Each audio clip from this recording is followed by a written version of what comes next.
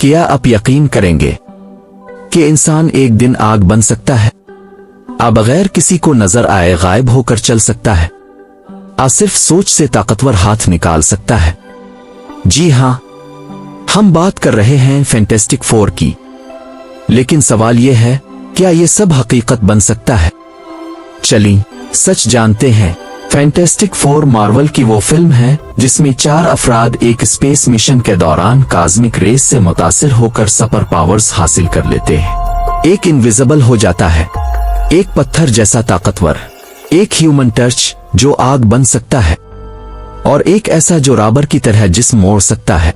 लेकिन असल सवाल यह है, कॉस्मिक रेस क्या वाकई इंसान को बदल सकती है?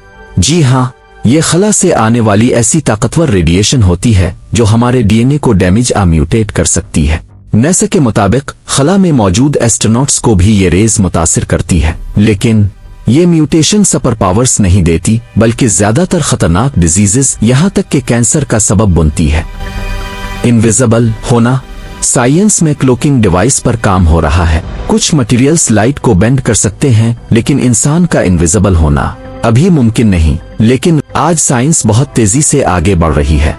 जीन एडिटिंग, बायोनिक्स, नैनोटेक, ये सब हमारे जिस्म की लिमिट को पुश कर रहे हैं। तो क्या आने वाले 50 सालों में हम सुपर पावर्स हासिल कर सकते हैं? शायद, कुछ हद तक।